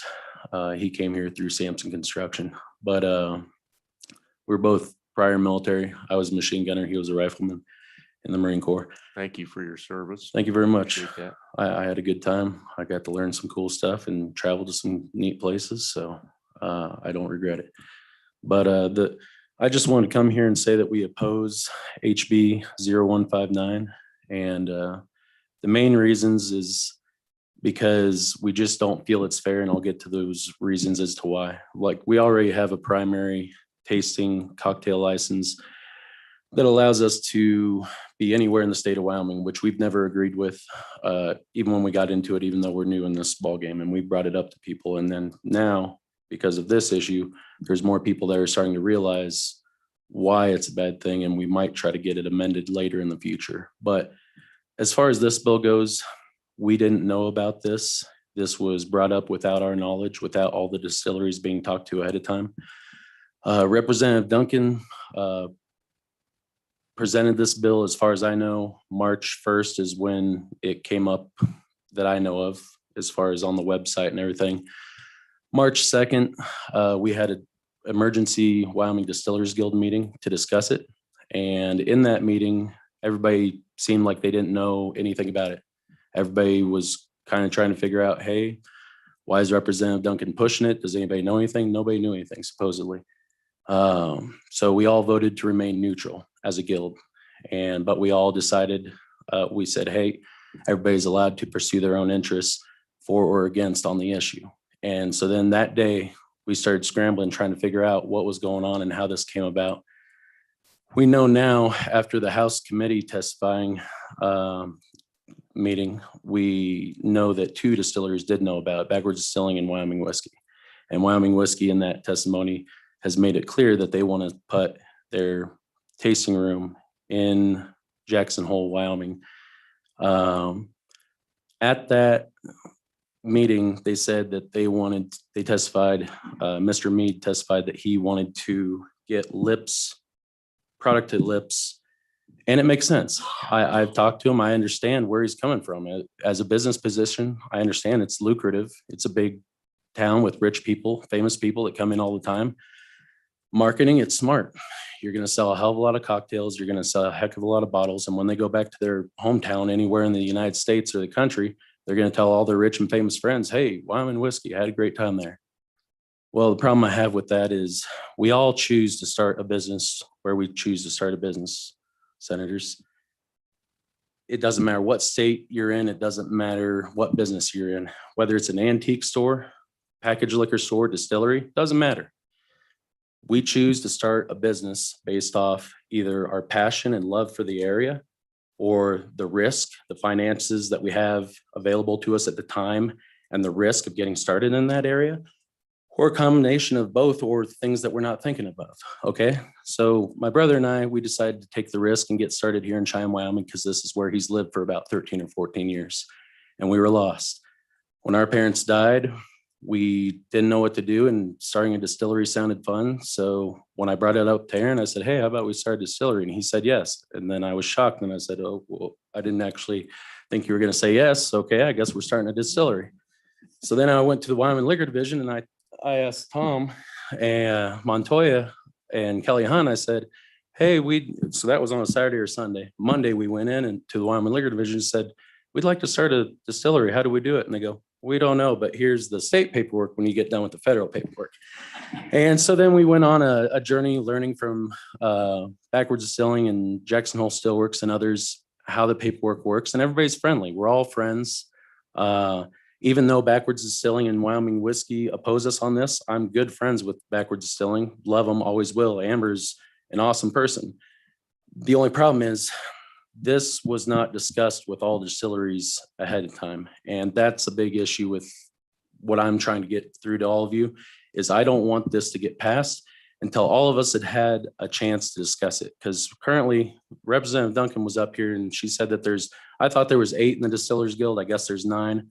It's Pine Bluffs, Arcola, ourselves, Backwards Distilling, Single Track Spirits, which is some of my favorite in the state, make an amazing wheat whiskey. Then you got Coltisca, you got Wyoming Whiskey, you got Cowboy Country, and you got Jackson Hole Stillworks. So I was thinking 8, but she's right, there is 9. She said that 2 are for this bill, 1 is against, which is myself, and the other 6 are neutral. That is not the case.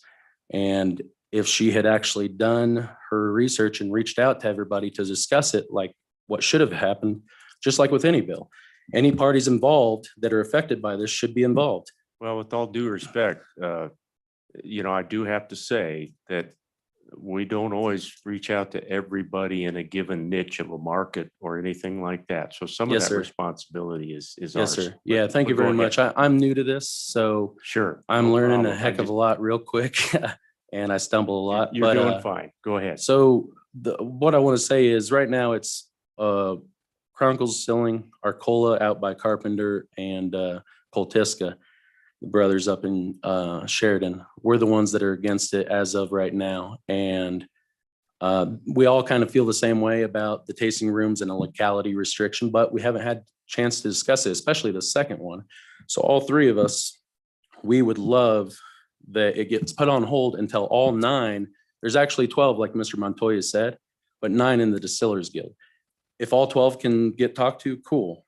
If it's only the 9 in the Distillers Guild, good. As long as it's a majority and everybody gets a chance to voice how they feel, that's all we want, is everybody needs to be able to voice how they feel on this without it being pushed, without everybody's knowledge. And I understand like you said, there's only a small niche group of us compared to over 1,000 or more bars and packaged liquor stores that Mr. Mosier represents for the Wyoming State Liquor Association. So a few points, if you don't mind, before I end is, so like I said, we all choose where we start for those reasons. And I fully support if Mr. Mead wants to go to Jackson, Wyoming, I fully support that. I told him, hey, I'll help you move your distillery if you want to move there, or you can start a new distillery.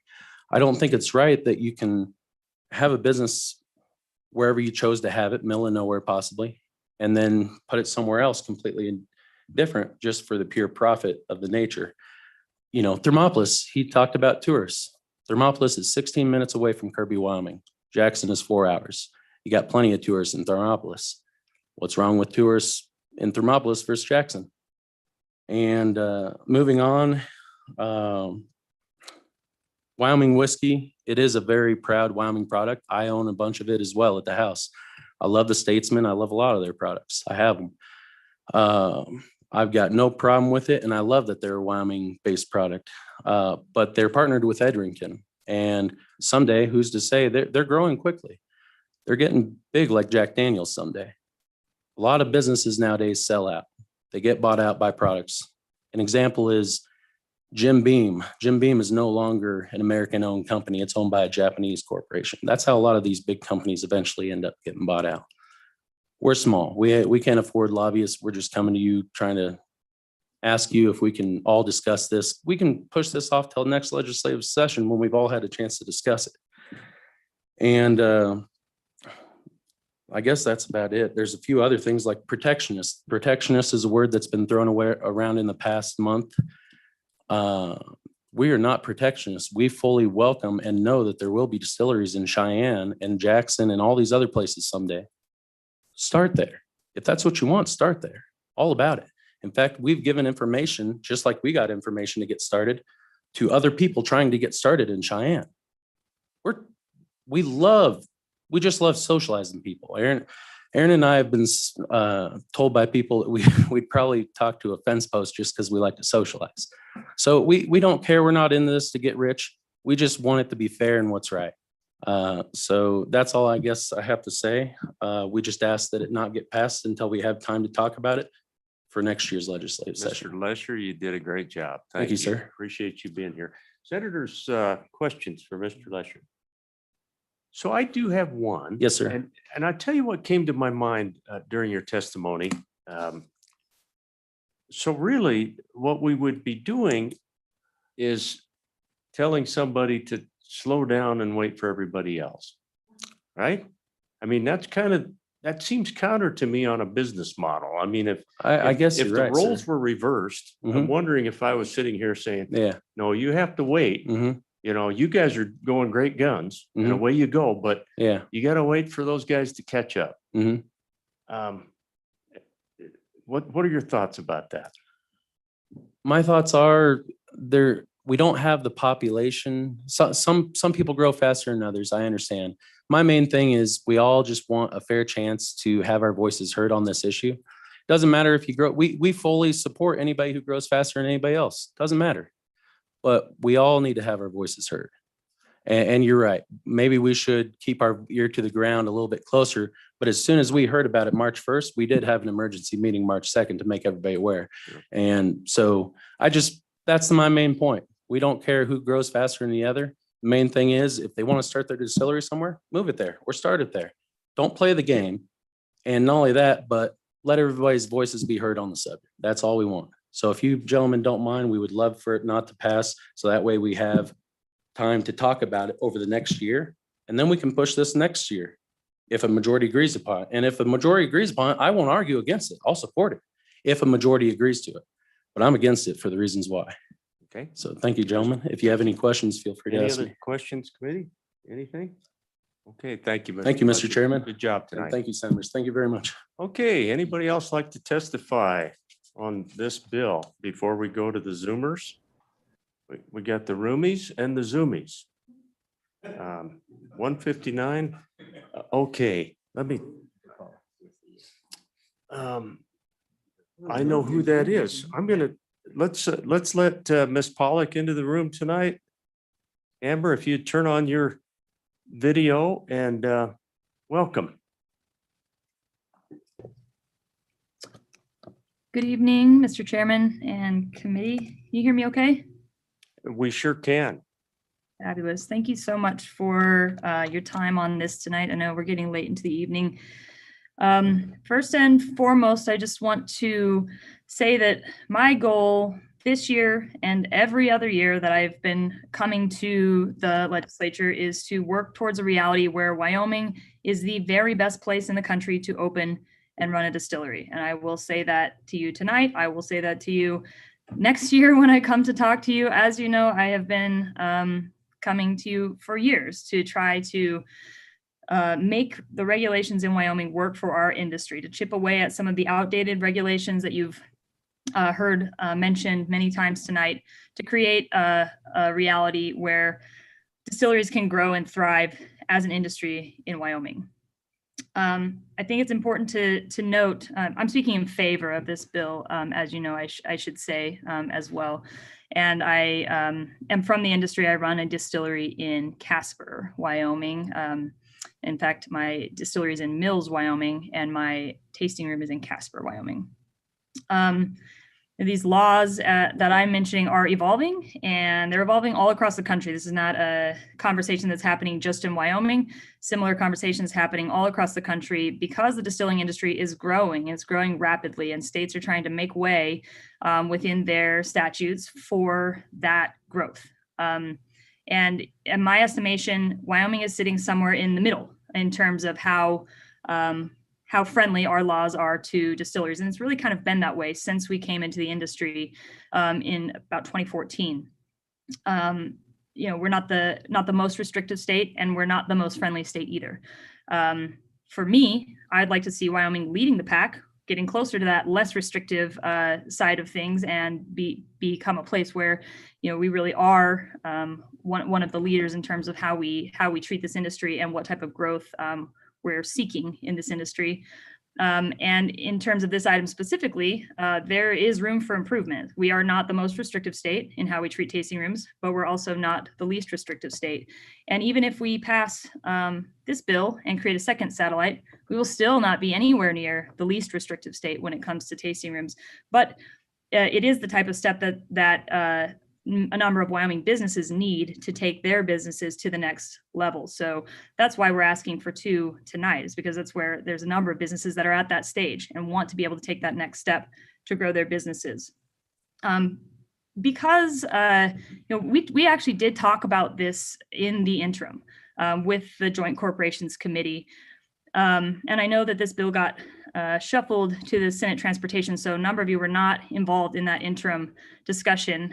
So I wanted to go over, because of some of the questions that came up tonight, a little bit about tasting rooms and why they're important to distilleries. So I think the first thing to know, and Brad Mead referenced this, and this is really important to our company as well. Tasting rooms are critical for brand recognition. This is the place where we are able to build a brand. That's a very slow process, particularly in a small state like Wyoming. We don't have a huge critical mass of population where we've got thousands and thousands of people coming through our door to experience our product. So it's a long, slow process to build a brand. Super well-funded brands, big companies can throw millions of dollars at marketing and build their brand that way. But small Wyoming distilleries typically don't have that sort of financial backing. And so we have to do it the old-fashioned way. We have to do it by handshakes. We have to do it by tastings. We have to do it by creating experiences for guests, meeting people personally, getting them interested in our story, tasting our products, so that next time they go to a bar or a liquor store, they remember us, they remember the product, and they remember that that's what they want to order when they go. Otherwise, I think you all probably know as well as I do, they're just going to revert to what's that, the one product that I saw that ad for, or my go-to product. It's quite a task to get somebody to change their habit in buying, to select a craft product rather than a big, massive, conglomerate where they are getting bombarded with advertising for that product all the time. And that tasting room is the best, absolute best tool that distilleries have to allow them to do that, because that's where we can create experiences for people. And the second most important reason that they exist for distilleries is for income. Building brands is a very slow process, as I said. We've got to compete with massive companies, have a ton of sales reps. They can pepper the market with all sorts of advertising and point of sale materials and lots of reps to do tons of tastings. We can't really do that. We've got to take it the slow way. And so tasting rooms help us keep the lights on while we're trying to build a sustainable brand. Many Wyoming distilleries are doing that. We are growing. I'm in another state right now doing sales to try to grow in outside markets as well. But it's been years. We've been in the business now for 7 years. We're just starting to get some of this traction in other states. So in the meantime, we've got to have a way to keep the business going, to keep the lights on, to keep the stills running, so that we can keep producing Wyoming value-added products that we can then take to other states and export. The last important thing to note about tasting rooms is that they really build community. They are a point of pride for communities. Just the excitement alone generated in a number of communities by this bill. I've already had multiple people in other communities reach out to me asking, if this passes, would I want to open one in their downtown, in their main street, because they know how important this type of thing can be for a Main Street community. They're a point of pride in our distillery. People are constantly, when they have friends or family in town, they're always bringing them to our tasting room or to a tour of our distillery, because it's something that's unique. It's something that gives the community some vibrancy, and it's something that they can show off about their community. Like, look how cool this is. This is made in Wyoming. Don't you want to take some home? So that, to me, that's the role that tasting rooms serve. So that sort of takes us way back into the basics of tasting rooms, since many of you weren't privy to those interim discussions. And I do want to point out too a little bit about the genesis of this, because I think that there's some confusion around that as well, that you've heard a number of testimonies on tonight. So this is, I think there's, this idea that this is a new idea. This is not a new idea at all. In fact, I think Mr. Mosier mentioned that it's been floating around for quite a long time. I brought it up in the 2017 session. It never made it into a bill draft. Brought it up in the 2019 session. Was told by Mr. Mosier it would be a non-starter. I have been trying to bring it up for quite a long time. It has been brought up with the Guild as well. The Guild was formed in 2015. This was one of the top 3 priorities that the Guild established at our very genesis. And we've been working slowly on it and working on some other things too, because this was one of the heavier lifts. We brought it up in the interim committee. I was invited to come speak in the interim to the corporations committee about the impact of COVID on our industry and asked to indicate what types of things would be helpful to our industry as we recover from COVID. And that's where this kind of got resurrected, this idea that maybe a second satellite, maybe now is the time to do it. And in fact, I think now is the time to do it because our industry is recovering from COVID. This would give us a big step forward in terms of our recovery and our ability to make up for what is essentially a lost year for growth for our business. So this was cycled through in the interim. It did have discussion. At that time, though, the guild was not meeting. And I think that's why you're seeing some confusion from some distilleries that they didn't know about it this time. But it has been discussed for years and years and years with the industry and was put through the interim session. The first time I believe that this particular item has gone through that full process. So this notion that it's come out of nowhere, I think is a little bit of a misguided notion there. So that's just to clarify a little bit on the guild position. I'm just trying to address some of the questions that have come up throughout the testimony tonight. I think the important thing to think about is that this bill doesn't prevent anyone from doing anything. It gives distilleries who want to an opportunity to grow. It does not prevent other distilleries from doing anything at all. It creates new opportunities for new business models for the distilleries that are at that point or have that vision as part of their business model. And every distillery gets that same opportunity. So the idea that it's creating winners and losers, I just don't agree with that. And I think Senator Landon hit it on the head. You know, everybody's at a different phase. We didn't all enter the industry in the same year with the same idea, with the same product line. I think we need to make room in the Wyoming statute for multiple business models and multiple ways to be successful as a distillery in this state. And this is just one way to do that. It's just one item to add to the list of things that distilleries can do to grow, to build their brands, and to help support themselves. So, you know, to me, consensus is not necessarily the most important part of this discussion. I think that what you've got in front of you are several companies saying we're ready to go now. We're ready to invest in communities. We are at the point where this would be very helpful to our business, and we'd like to move in this direction right away. And so, you know, I think that is the more important thing that is in front of the legislature right now is do we want to prevent that type of growth from happening, or do we want to make room for it to happen within our statute? In terms of, I think Senator Anderson had a question about some restriction questions and how we report and what types of, you know, can we just, you know, some of our product doesn't go to the State Liquor Association. The thing to know about the distilling industry is a highly regulated industry at both the federal and the state level. So we report every drop of alcohol that moves through our facility to the federal government every month. They want to know how much grain came in, how much yeast, how much water did we use, how much booze did we produce? Is it in a barrel? Is it in a tank? Is it in our bonded warehouse? Did it move? Every month that goes to them. And so creating another satellite location doesn't increase the risk of any sort of tax evasion or anything like that. It doesn't change what types of reporting standards that we have to achieve in order to avoid an audit by either the TTB, the federal regulators, or the state liquor division, and those entities are able to audit us at any time. So this does not create any additional tax, evasion liability or anything like that. And the last thing I'll say in terms of the fee, I'm not advocating for a certain fee level to be set. If the committee thinks that there's a fee structure that is more fair, that makes more sense, I think that nobody's trying to avoid paying fees.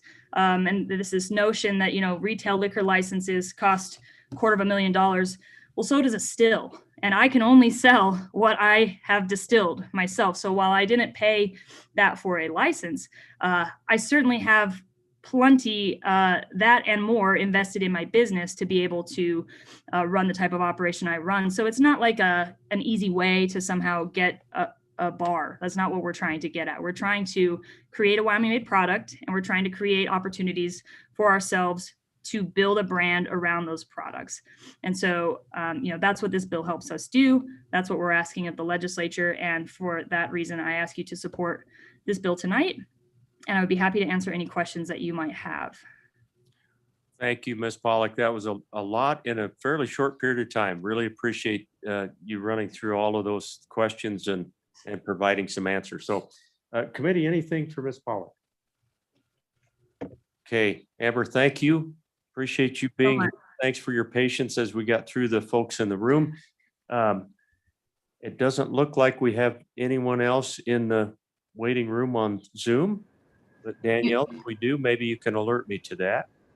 You are correct, Mr. Chairman. We have no one left online. Okay, I want to make sure we've gotten everybody who would like to testify. Please come forward if there's someone else who would like to testify, and then we're going to go. Okay, Representative, I think we're ready for you to bring us home on this.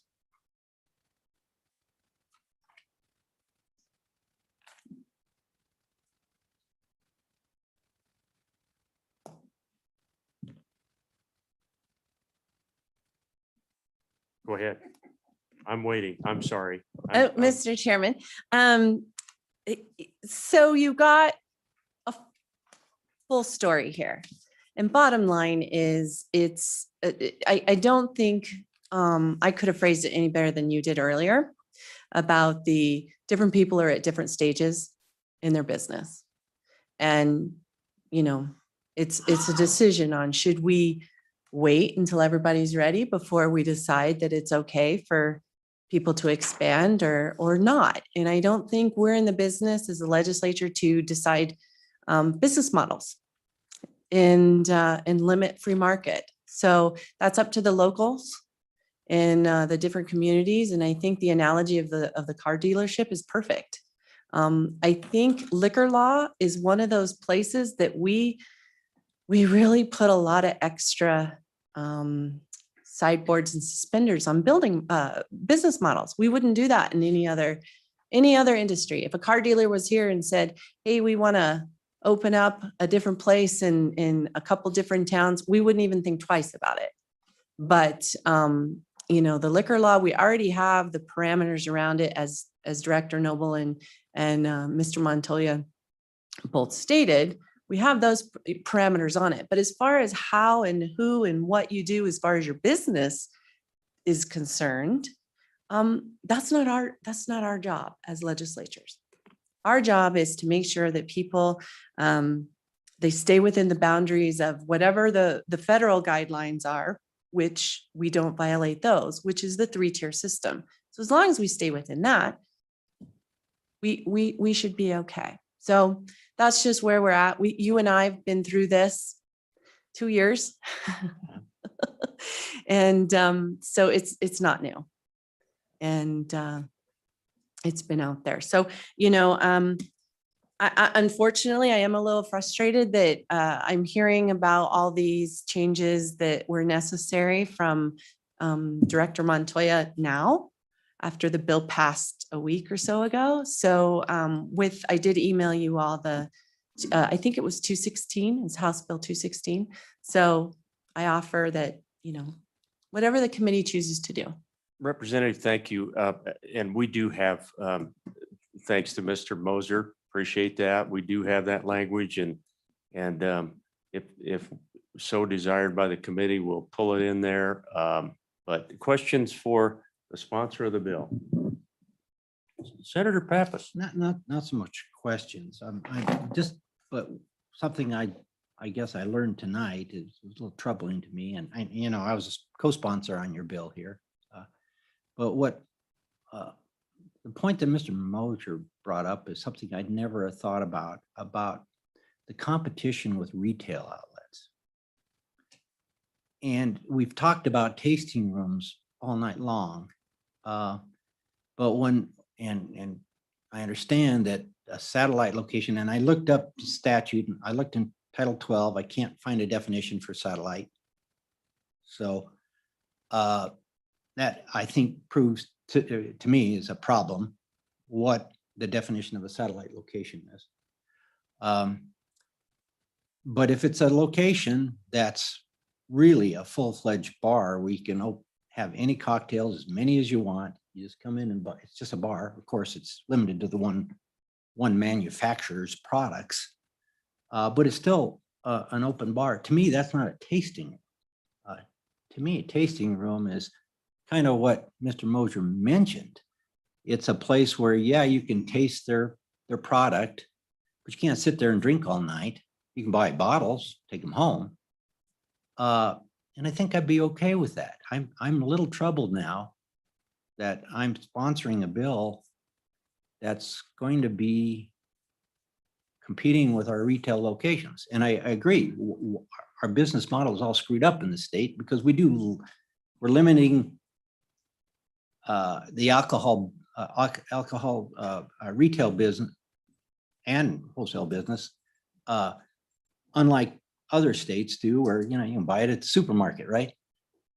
But we have those laws in place. We do have liquor. I had a liquor license in my family, right? Yeah, it was a Valencia Bar and Restaurant. It's Jake's license, or now it's Alf's. But you know, so I know I've been in the business, and we're we really regulated, and so I'm concerned that if it was just a tasting room, I'd be okay, but it's really not. It's really So bar. Representative, what are your thoughts on It's a those bar. concerns? And we're not working the bill yet, but I think that was Senator Pappas's comments Question. on the bill. But anyway, go ahead. Thank you, Mr. Chairman. Thoughts about that? I appreciate the concern. However, I also want to pose this question. Should we dictate as a legislature, should we dictate the relationship between businesses and retailers? Should we dictate those relationships between retailer and retailer, manufacturer and retailer? Should we dictate as a legislature those relationships? Or should they dictate those based on their own business models? And should the market itself, the customer, the clientele and such, should they dictate that? Mr. Chairman. Real quickly, and then we're going to work the bill. We shouldn't. But in the liquor business in Wyoming, we do every day in every area, in every arena. And so why are we making an exception here when I mean, if we're going to, if not, let's just throw out Title 12, let anybody sell it. I mean, that's the reason, because we so regulate it here. Mr. Chairman, Go ahead, Representative. follow up. You bet. We don't make that distinction with breweries and wineries. But now we're separating distilleries as far as the definition of satellite. Another question, Senator Pappas. Mr. Chairman, I'm not so sure we've done the right things there either. Mhm. Okay, That's my issue. So if we're going to do one, we need to be parity across all three. So Representative, thank you. Any final thoughts? And then we're gonna close comment. vote aye. Oh, Senator McEwen. Yeah, it was a long night last night. Mr. Chairman, I'm wrestling with this issue in my head, and I'm kind of drawing some thoughts of where we're headed with this is kind of a slippery slope. I own grocery stores, and they're small.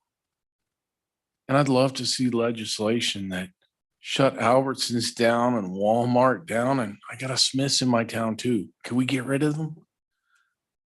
I'll make more money. I kind of see this as we're limiting, we're getting our noses in somewhere we shouldn't be, and we're doing it because we're hiding behind liquor laws. I understand we control liquor, but if a manufacturer wants to go and set up a spot next to one of his retailers, he's running the risk of making the retailer mad. That's his choice. And pretty soon, he may not be selling it at Skippy's Doodah Days liquor store, which is not a formal name because it doesn't exist, I don't think. So I guess I'm wrestling with that in my mind. And I think we're hung up because it's liquor. And I just, that's just my comment, Mr. Chairman. I think the senator wants to say, don't you think so? Representative? Mr. Chairman, That was Senator his question, McEwen, don't you think? I agree. Okay, thank you, Representative. And, okay, we're going to close public comment committee. Thank you to everyone for being here. We really appreciate it. I know it's been a long day and a long night. Committee, what's your pleasure on House Bill 159? Okay, Senator Furphy has moved the bill. Second. Seconded by Senator Anderson. Discussion. Senator McEwen, any additional thoughts that you have on this bill? Mr. Chairman, I think we need to proceed. Based on all the testimony I've heard, one more satellite location is gonna be well within the purview of liquor laws. And nobody seems to be too upset about it. So I'm not sure it isn't a good idea. Thank you, Mr. Chairman. Okay, thank you, Senator. Further comments? Senator Anderson. Mr. Chairman, we heard that there were some good points in House Bill 216, and I would suggest that we get with after or tomorrow that we get with Representative Duncan to see what we could do with that and with the Liquor Commission and see if there's some things we can put into this bill to make it a little better. But I don't think we got time tonight to go through all that. So I would suggest we do that tomorrow. Mr. Senator Chairman, Anderson, we I would say that we still have to make a, we still. Senator have- Pappas, go ahead. Mr. Chairman, we still would have to make a contingent amendment, or what would you call it? We'd have to run an amendment saying that we want to adopt the pertinent parts in here. Because we just can't leave it tomorrow, because then we won't be able to take action, so. We actually could bring a committee of the whole amendment. Could do if that as that's well. the- If that's the desire of the committee, I think that's what Senator Anderson is saying. So Oh, Yeah. we could certainly adopt it tonight as a standing committee amendment. We've got it right here. I think what it does is incorporate the director's language that he alluded to, but I'm good either way. Before we get to these amendments, I just want to make sure any comments that the committee has. Committee, I'm inclined to work the bill. I get it. I've spent the last 2 years in liquor law and greatly appreciate Mr. Mosier and Mr. Noble and the work that everybody does. I just think that we've got an industry that's function at the bit. I don't like standing in the way. So I'm inclined to send this bill up to the floor. And if we do that, I think we can work it to get these amendments taken care of. But let's take a look at all 3 pages at once. Is there some inclination, committee, that you would want to move that language in? It would be Romanet I, page 2, out of the former House Bill 216. And that would come in on paragraph Romanet I at the top of page 2. And it would literally be a replacement paragraph. Oh. Literally be a replacement paragraph as the standing committee amendment for the entire page 2. Oh. So if somebody would like to move that, I think it could be the standing committee amendment and it would clean this bill up. I'll move it. Thank you, Senator Anderson. I'll second it. Discussion. Thank you, Senator McKeon.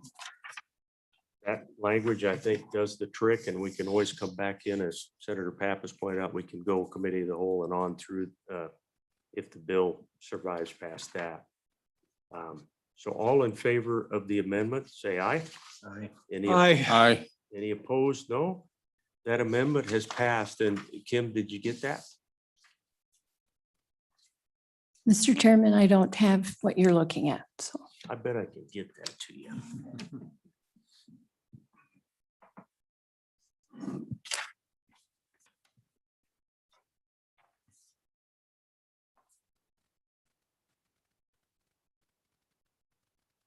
So, Mr. Chairman, you would swap Romanet I on page 2 of 216 for the current one in the bill 159. Is that That is correct?